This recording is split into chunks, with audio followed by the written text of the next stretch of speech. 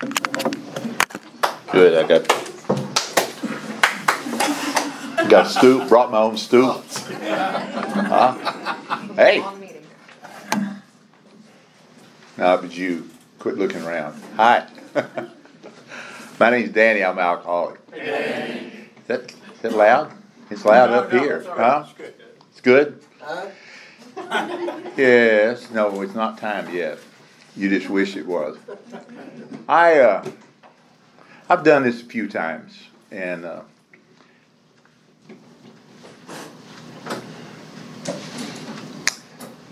I'll say, if I don't say anything else, I love Alcoholics Anonymous. I mean, I'm absolutely 100% sold out for AA. For all my faults and all of the shortcomings and disappointments that I've experienced, or maybe you have with me, I will tell you this: AA has never given up on me. And if you're new in Alcoholics Anonymous, welcome. Welcome to the fastest growing organization no one wants to join. But if you have what I have, there's no better place in the world. Chuck used to say that there's more information about alcoholism and what to do about it in this room and rooms like it than any place else in the world. And I'll tell you, I believe he's right. I've had no other effective therapeutic in 41 years. I came into Alcoholics Anonymous sometime in the fall of 1979, and I was not looking to come to AA. I wasn't really interested in getting sober. I was riding around drunk with my soon-to-be ex-wife, and we were just fighting. I just got out of the hospital. I had hepatitis. I was 33 years old, and I've been penitentiary twice. I've been in Skid Row. I've been in 2 mental institutions. Been in jail in Mexico. Had been married 4 times. Had 2 wives at one time, which was very stressful. And I had no real education. I was just a guy on the streets. I just scuffled. That's the way I got by. I just did what I had to do. And I was at the end of my rope. I had gotten out of prison, and I had made a solemn vow. I knew what drove me back in. I'm out running with the wrong crowd. I'm hanging with the wrong people, doing the wrong things, and I'm drinking whiskey, and whiskey always gets me. And this time I'm done. I'm never drinking whiskey again. I told myself that, and I meant it. But except on special occasions, I would drink then. But it turns out that getting out of prison was a very special occasion. And I got out and I took a drink. And after 3.5 years of being locked up, of trying to get education, of doing creative visualization and reading the Bible and reading all kinds of spiritual literature and practicing, good health, I got out, and the first thing I did was take a drink. And it was a 400-mile ride from Huntsville back to Midland, Texas.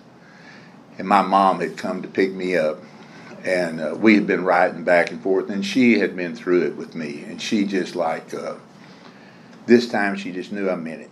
She knew that this time that I meant it, and I did. I meant it with all my heart. This is it. I'm going to get out. I'm going to get everything right. I took a drink of that whiskey, and I'm going to tell you, it wasn't 5 seconds, and that burn went down, and I hit that sweet spot where I just want to stop and talk to people. I'm in a good mood. Life's going to start all over again. My mom's in a good mood. She knows that this is different. I'm not going to be the trouble I had been. And all the way back, we're just chatting, and I'm excited about being free. And my mom said, "Son, what you need is a wife, a kid, a car, a bank account, a job, and a house, and you'll be okay." So I went looking for a woman that had kids, a bank account, a job, a car, and I found her. And my mother was wrong. That was one of the worst 2 weeks of my life. And but my goal in life was just to get by. My dad was my mom and dad. They were product of the Depression. They were married in 1944. My mom was 14, and my dad was 19, and he fought in the Second World War. I was born when she was 15, and we just kind of all grew up together. My dad came back from the war. He drank hard. He was a good-natured drunk. He wasn't much fun when he was sober, but he was a good-natured drunk. He'd get drunk, and he loved me. He'd take me with him everywhere. I'd go to the bars with him, and my mom didn't much care for that because, here her husband's out spending all the money, staying out all night, and working all day, and her son's out at the bars. And she had told him that, you straighten up or I'm going to leave and take Danny with me. Well, he didn't want to lose his family. And, he was a good dad. I had images of him when I was just a little guy, and he would hold me to his bare chest and just pat my head. And he's a big, strong, handsome guy, and I just felt safe with him. I was like, I'm with my dad. Nothing can harm me. And he quit drinking because my mom was threatening to leave. And I'm telling you, overnight, he just became this angry workaholic. Chain smoked, explosive. And there I had been like the apple of his eye. We had a lot of fun. All of a sudden, he's screaming at me and everybody else. And I don't know what's gone wrong. I don't blame my alcoholism on that.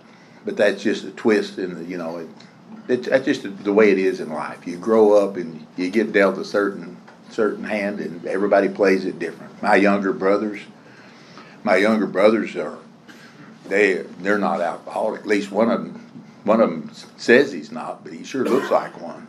And but they have had perfectly good lives. They've not been locked up. They haven't had to be remarried or do anything. They just done a pretty good life. I, on the other hand, I seem to have developed some kind of adverse reaction to life. I was born and I took it wrong.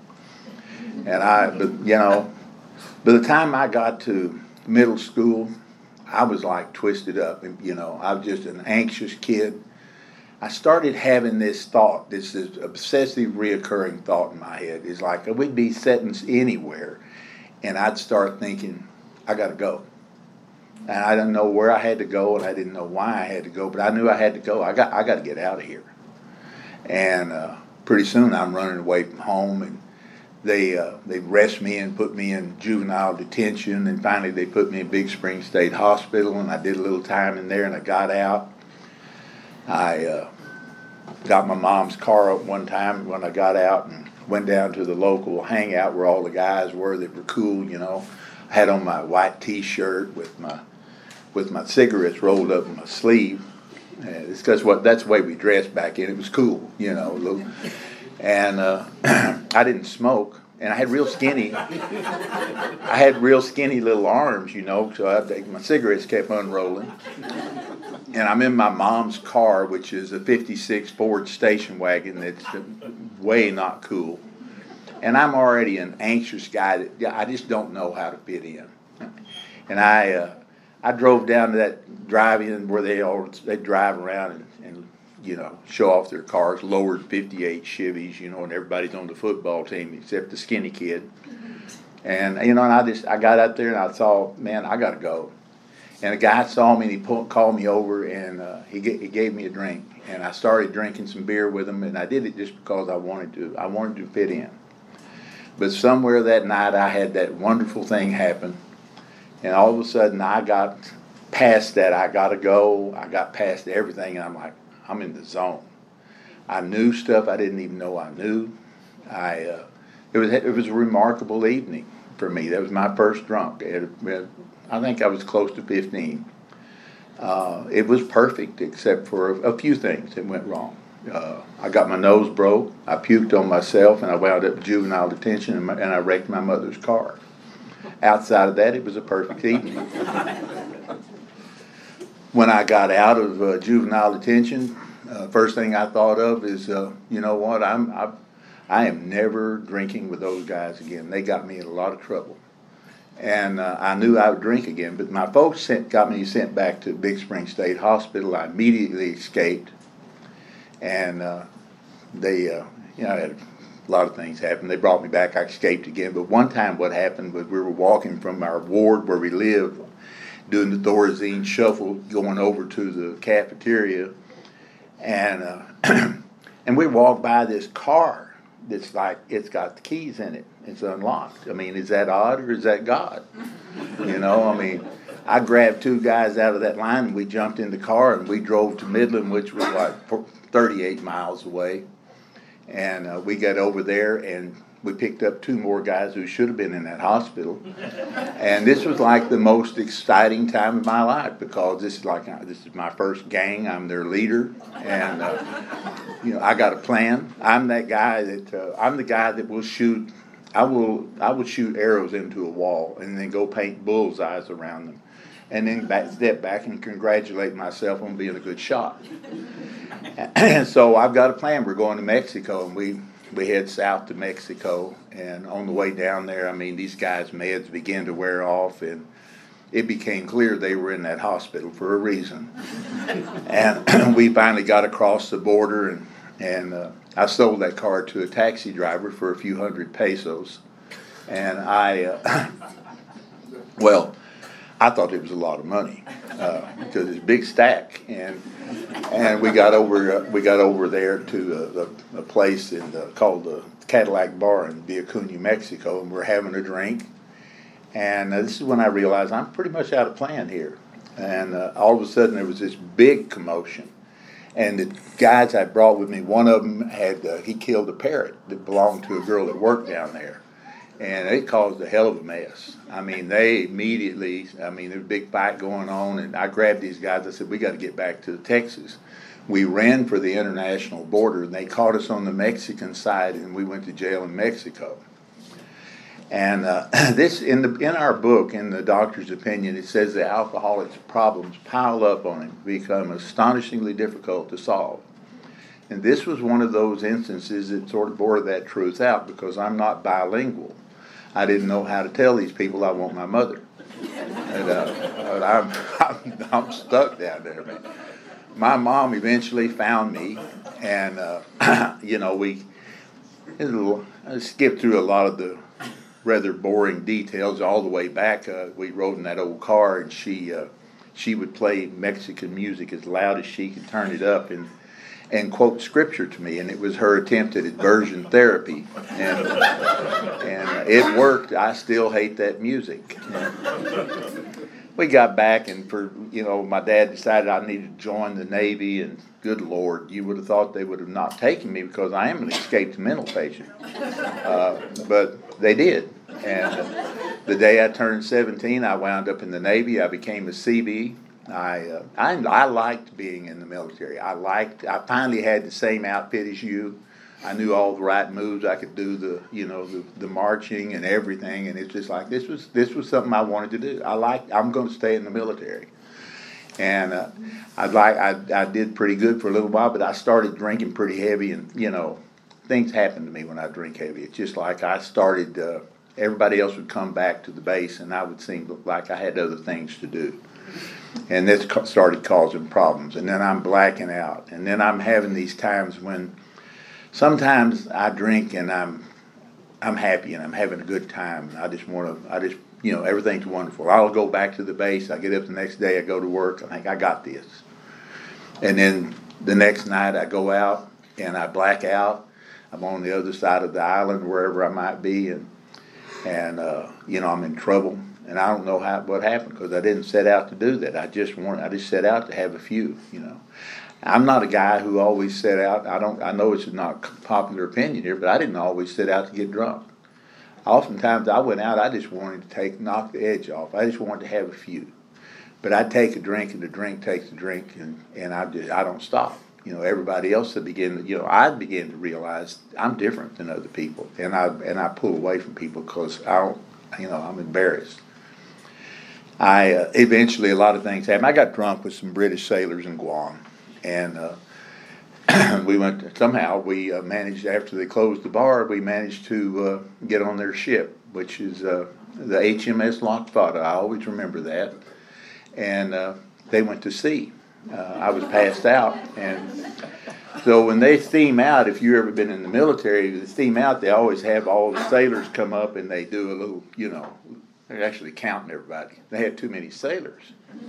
It was pretty clear who wasn't British, and they sent out a launch and brought me back, and I was humiliated, And, I come back, I got in the States, and eventually I wound up getting a general discharge under honorable conditions, and this was before they did anything about, they didn't have alcoholism treatment or anything like that. They just suck it up and get your act together. And I couldn't do that. So I got out and I wound up downtown L.A. and I hung out in downtown L.A. and I learned to lie, cheat, and steal and hustle. I learned the difference between selling blood and selling plasma. I slept in all-night theaters. And all-night theaters don't stay open all night. 3 or 4 o'clock in the morning, they'll come in, they'll want all them winos, get out of here. And, you get out and you walk the streets. And you try to get out of downtown L.A. when you don't have a car, you don't have money. And I'd call my mom and I'd give her my best story. And, it would be a good one because it'd be true, And my mom would, scold me, and then she'd wire me some money at Western Union. And I'd get that money, and I would be so relieved. I'm going to go home. I'm going to get out of this hellhole. And I would walk by a bar, and I'm just feeling so relieved, man. I'm just going to go in and get a pack of cigarettes, have a beer. And, and then you walk out, and you come out, and you're broke, and you're still downtown. Eventually, obviously, I got out of there. I got back to Texas, and I tried a lot of things. I tried working for my dad. My dad didn't know what to do with me, and he fired me because I was just an entitled drunk. And I started hanging out with some guys that were stealing out of the oil field out in West Texas. And they drove nice cars, and they had guns and girls, and they drank Crown Royal back when we had BYOB rules back in those days. Doug probably remembers that, and I know Lester does. Bring your own bottle, in case you didn't know. I think they kind of talk like that now on text, don't they? BYOB, DOD, whatever the hell all that is. I look at some of those texts, I don't know what the hell they said. I have to get Google out and find out what you said to me. Anyway, I'm hanging out with these guys, and I started doing the same thing they were doing. Pretty soon I got a girlfriend who's crazy, and I got a car, and I got a gun, and I drink Crown Royal, and I think, well, everybody's got to do something. I'm a gangster, and I'm good with that. The Texas Rangers have oversight for oil field theft, and they came found us, and everybody went to prison but me, because I had not been in any felonious trouble. They gave me a probation and said all you have to do is pay back the money, live down the terms of this probation, hold down a job, don't drink, and stay away from those people, and this will be expunged from your record. It'll be a tough lesson, but you can turn your life around. And I wanted that while I was in jail more than anything. I said, this is not for me. I made a terrible mistake. I'm going to change. My dad believed me, my mom believed me, and I did. I got out, and I had a job. I worked 3 weeks, and I'm pumping gas, and I looked at this guy. He's sitting there, he's bald-headed, and he's smoking a cigar. And I think he can pump his own damn gas. And I just left the nozzle running in his gas tank, and I went in and made a cash advance, went across the street to the bar. I took a drink, and when I came to, I was 300 miles away in Dallas, Texas.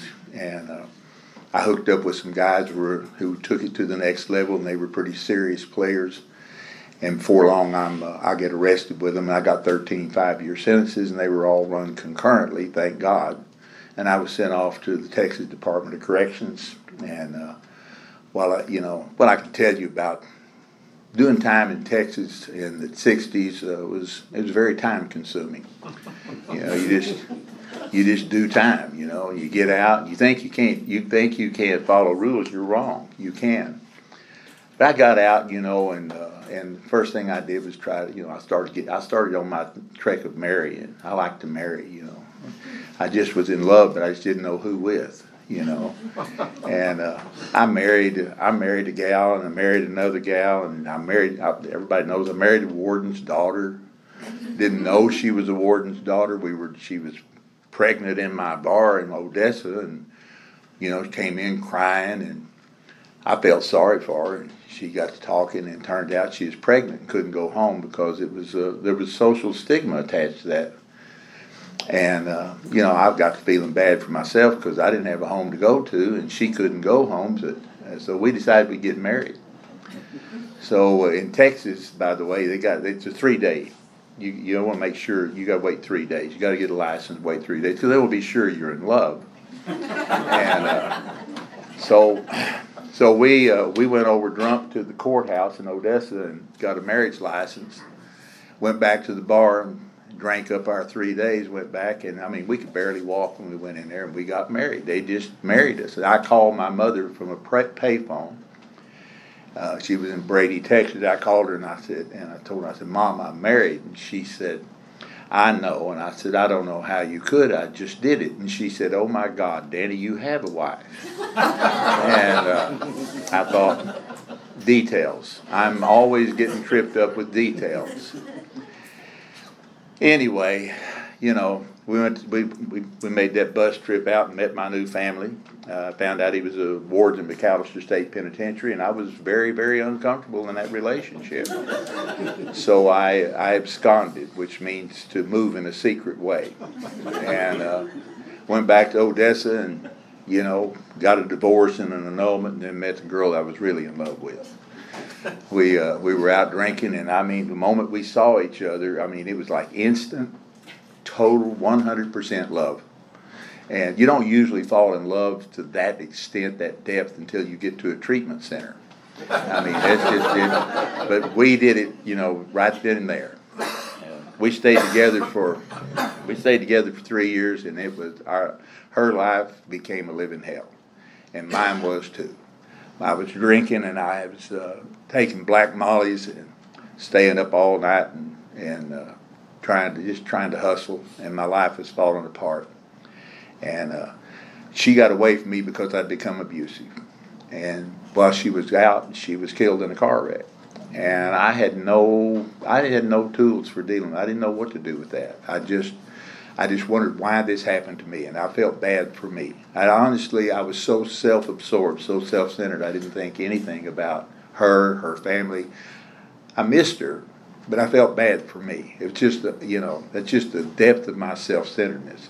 I got a gun and a car and a bottle, and I went on a crime spree, and I got 10 years in prison.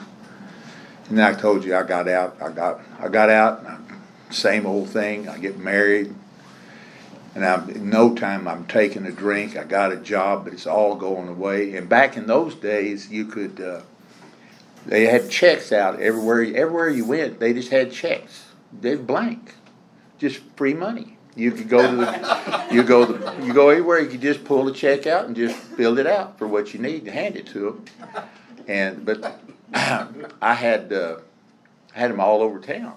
So my world has gotten rather small, and I'm anxious because I'm on parole, and I'm not reporting to my parole officer because, well, I don't have anything good to report.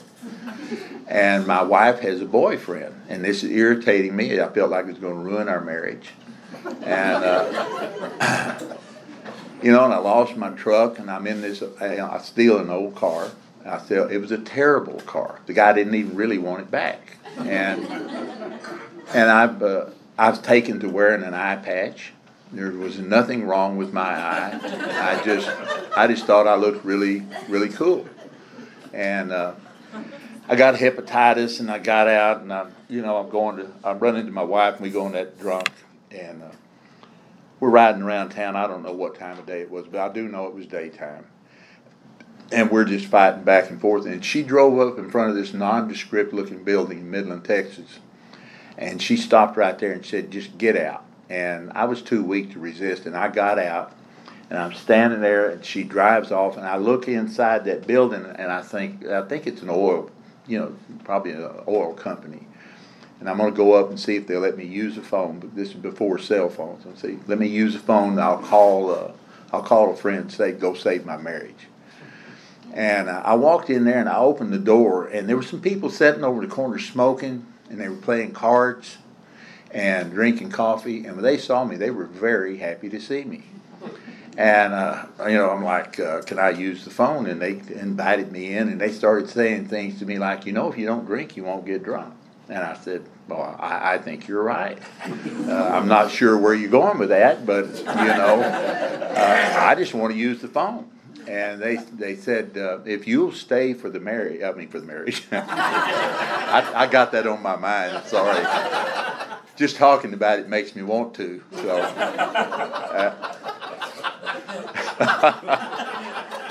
Anyway, they said if you'll stay for the meeting, we'll give you a ride afterwards. And so I sat out in that meeting, and in those meetings they had a big red podium up on the stage. It's a really nice place. And this is in the smoking days of AA, so it was just a big haze out there. You really couldn't see people that well. And I'm sitting out there with a bunch of these people, and everybody's smoking, drinking coffee, and they're calling on people, and they're coming up to the podium, and they're saying who they are and what they are, and how grateful they are. Tell some little. If it was a crappy story like your life was horrible, everybody just loved that. And I thought, this is really a strange place. And, but I'm sitting there and I'm just waiting for this to be over. They said it was an hour long, but it seemed a lot longer. And I'm starting to get sober. And I got to go. I mean, we've been here a while now. They got up and they held hands and said the Lord's Prayer. And that place just erupted into laughter. Everybody talking at the same time. And I'm like, my head started spinning, my gut tightens up, and my foot starts patting, and I think, I got to go. I got to get out of here. And I'm backing up towards the back door, and that place parted like the Red Sea.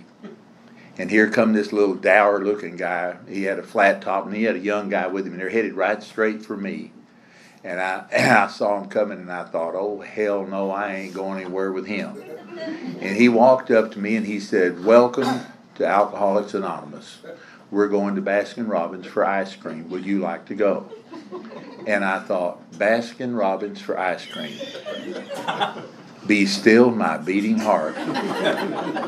In my head, what I thought was, there is no way on God's green earth that I'm going off with a bunch of geriatrics for ice cream while my wife is out with her boyfriend. That ain't happening.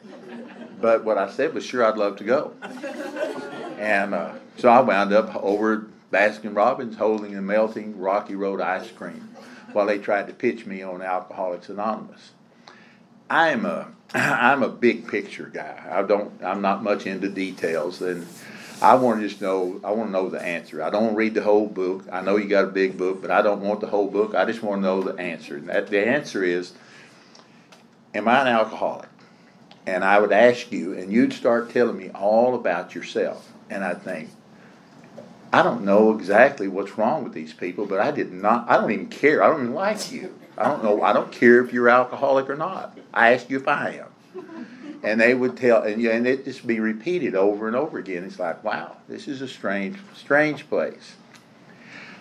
If you're lucky, that'll happen to you. If it hasn't, what'll happen is you'll be standing there somewhere, sometime, and somebody will tell their story. And you'll just think they just read your mail, and there will be no more chance of you hiding behind the lie that you're different, because you're not. You're just a garden variety drunk, just like me. And that finally happened for me. I remember all my first meetings, by the way. I got sober February the 18th of 81. That was a little over 41. I'm well into my 42nd year, according to Dudley. But that was 41 years ago. But I came into Alcoholics Anonymous 43 years ago. So I had a lot of ins and outs with you guys as I'm running from the law and trying to fix life, trying to figure things out. I'm not an alcoholic, but I like you guys. I liked you from the very first time I met you. You're funny as hell, and you're one of the few places that nobody ever said you don't come back. I was that guy that I know you wanted me to get sober. You did want me to get sober, but you were more like, do you have to do it in this group? You know, because I'm the guy that when they pass the basket, and back in the old days they'd say, if you have $1, put it in. If you don't, take one out. I helped along with Bill, and I talked about it last night. I helped them stop that rule. They put one in or pass it on, because I was taking them out regularly. Because cigarettes were only 90 cents back then. That was a couple of dollars out of there, you'd be in good shape. But I just show up at AA over and over and over again, and man, it just. I remember walking up to one night, and I'm just walking up to the podium, and I don't want to go up there and talk in front of these people, and they called on me because I got my next 50th Desire chip, and I'm walking up there, and I'm feeling kind of bad for myself, and I'm starting to sniffle, and I heard one of them old timers say, "Oh hell, he's gonna cry again," and I just hated him for that. But he became one of my best friends. He was the guy that really would pour his heart out and put a little effort into you, and I really appreciate that. My mom had joined Al-Anon, and oh my God, they taught her awful things. I mean, I had her. It had taken me 34 years, but I had her pretty much where I needed her to be. And I remember calling her and her saying things like, "No." I mean, it's like, where did that come from? That was never anything that I intended you to learn. But she got into Al-Anon, and she'd go to meetings, and she'd leave AA literature all over her house. When I'd come over, there'd be big books and pamphlets, and my mom went to Lubbock to the Hub of the Plains meeting, and while she was up there, Johnny Harris spoke, and he was 22 years sober. And anyway, Mom came back. She brought that tape back with her. And they would lock their house whenever they're out of town because they knew I was in town, and I'd borrow their stuff. And I had been out drinking. My wife and I were separated, and I hadn't let go of it yet. So I had managed to, we lived in an upstairs apartment, and I'd managed to get the couch out of there and thrown down into the first floor, got it into my dad's old truck that he loaned me, and took off with the couch, and found that my dad had a little cornfield, and I was passed out in that cornfield on that couch. And I come to, I didn't feel very good, and I was really thirsty. And like I said, they kept their house locked, but I knew something about my mom.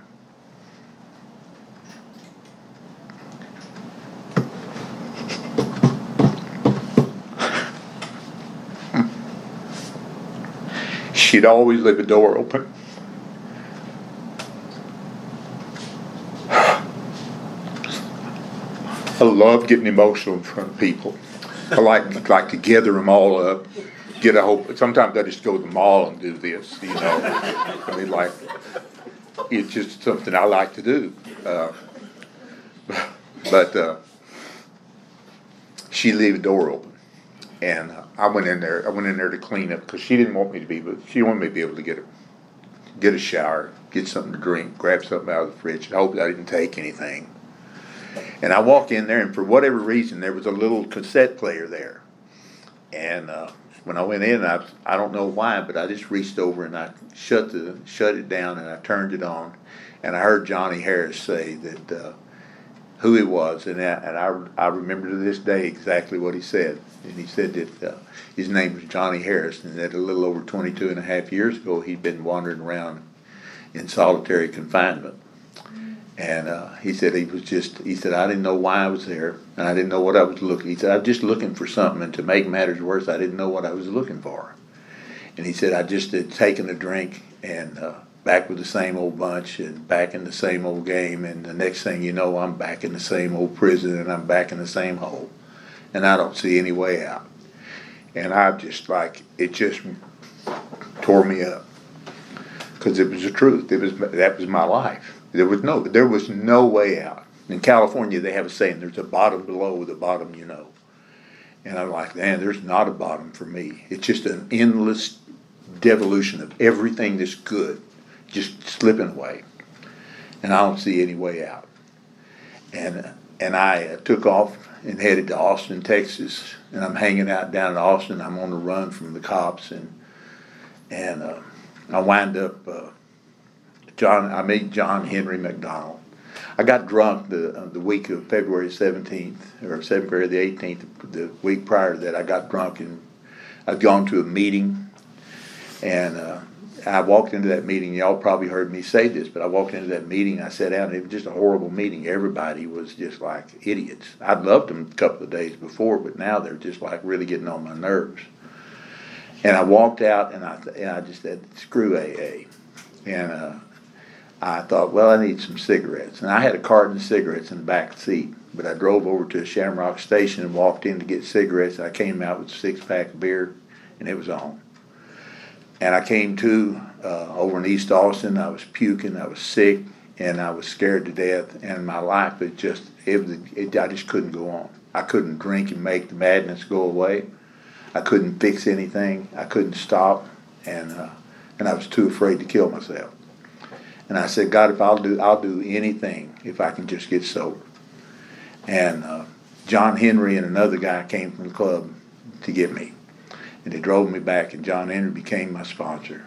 And John Henry is the one that he told me, he said, Danny, if you don't drink, you won't get drunk. And I said, well, how do you do that? He said, don't drink right now. And then when it's right now again, don't drink then either.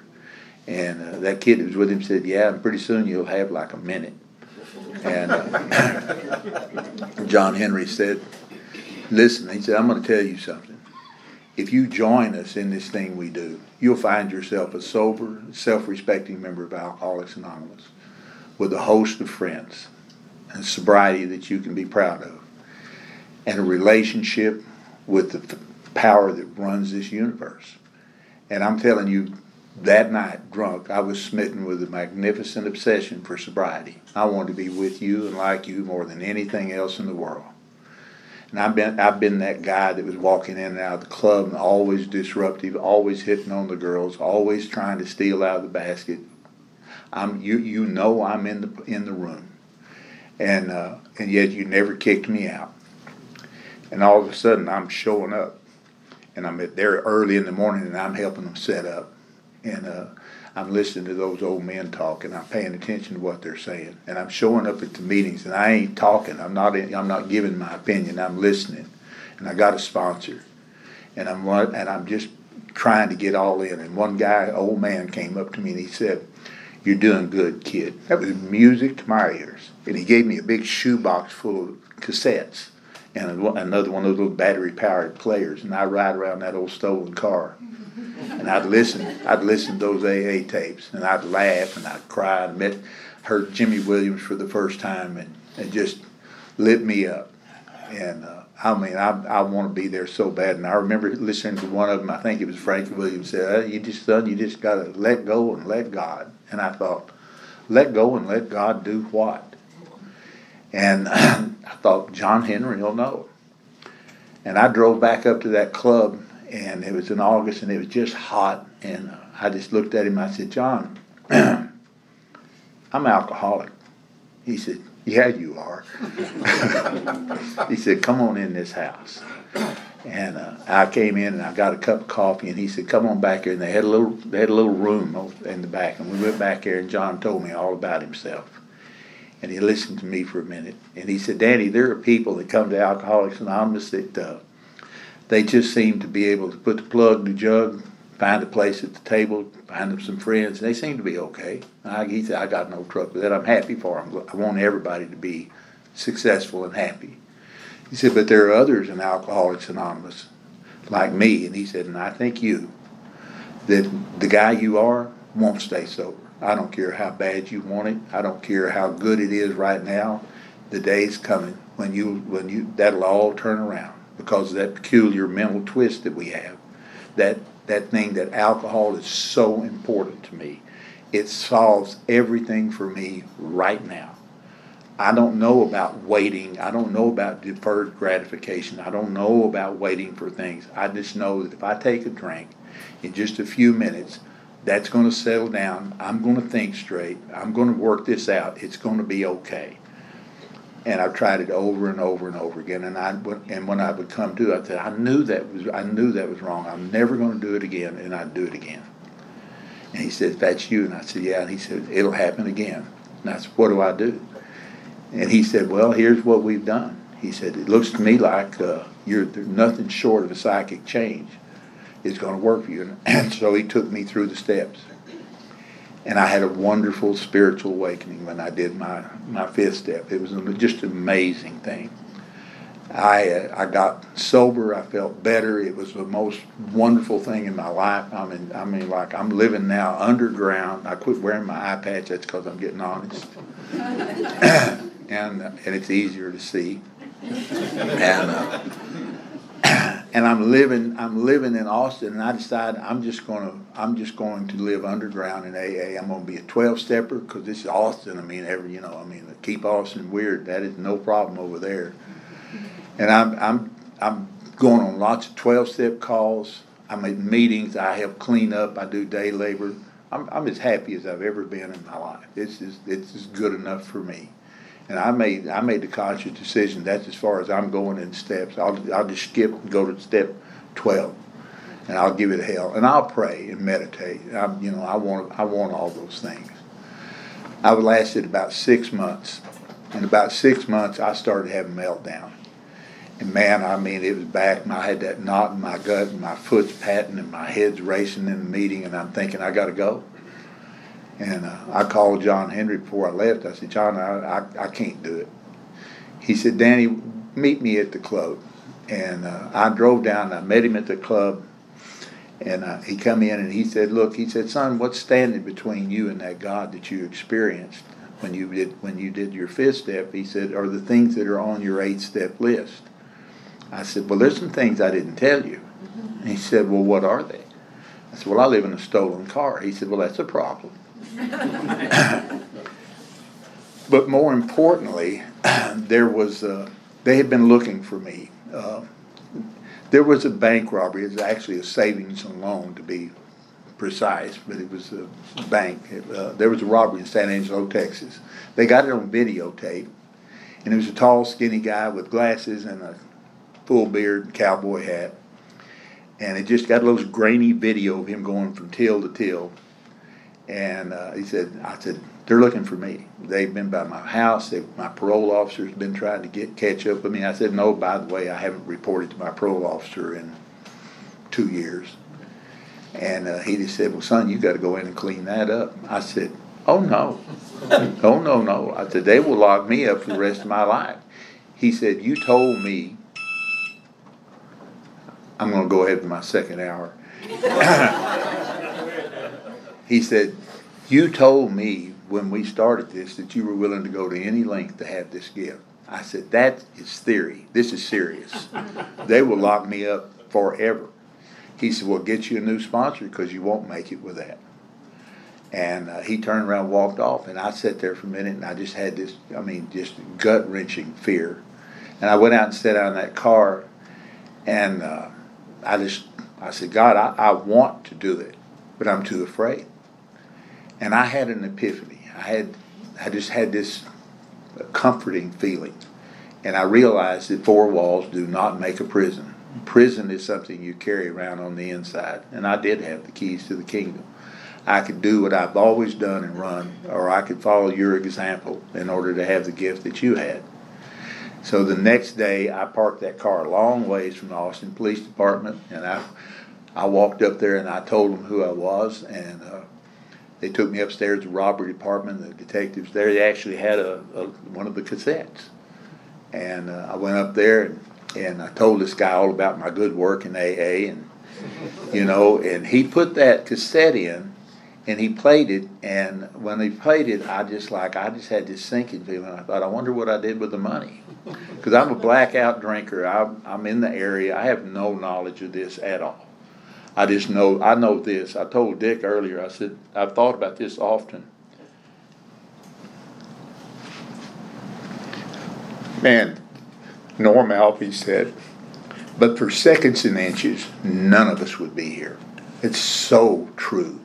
Just this one little thing that gets you that next move, just bam, bam. It's God's moving your checkers for you. And here you wind up. You can't get there. I mean, how did my wife get me kicked out in front of the only AA group in Midland, Texas? The only club in Midland, Texas. She didn't know that was AA. We didn't know, neither of us knew anything about that. She just got sick of me right there. And then I walked to a cup of coffee and a new life. It's the damnedest thing. But I'm up there and he plays that the second time and he turned around and he looked at me and he said, the guy I'm looking for wouldn't walk in here. He said, the guy I'm looking for is out there. He said, we'll find him. He said, you can get your skinny butt back to AA and maybe you can do something about the mess you created. Now get out of here. I'm like, I'm in AA forever. I'm not afraid of men's anymore. I'll make yours. Hell, I'm fine. I'm good to go. And that started my life in Alcoholics Anonymous. I mean, it just lit me up. And I've just had ups and downs and all these things. And I've been here for 14 years with you. Been probably the strongest group, the best I've ever done in my entire life is with you, and because of you. It's very little that each of us do on our own. We think we work a lot. What we do is we stress out a lot, freak out, try to get out. But this group is so powerful, and the God that's in it is so good, and He just drags us along if you're just willing to come. Just lay down the sword and quit fighting. Just join AA. It's going to be okay. You don't drink, you won't get drunk. You'll have friends. That's horrible, isn't it? You might just throw caution to the wind and smile. It could just be, you could just get a good job and have a great life. Who knew? And the thing is that you'll get out of your own way.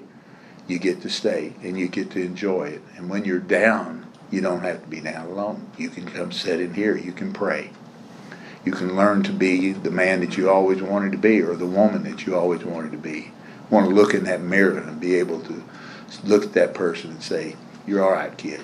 And I can do that to most days. Now, there's days I say, man, that was not, I may have to call Lester, but it's going to have to be pretty bad before I do. But, but we have that option. We have that option to turn to one another and practice the principle of transparency. Let someone peek behind the curtain.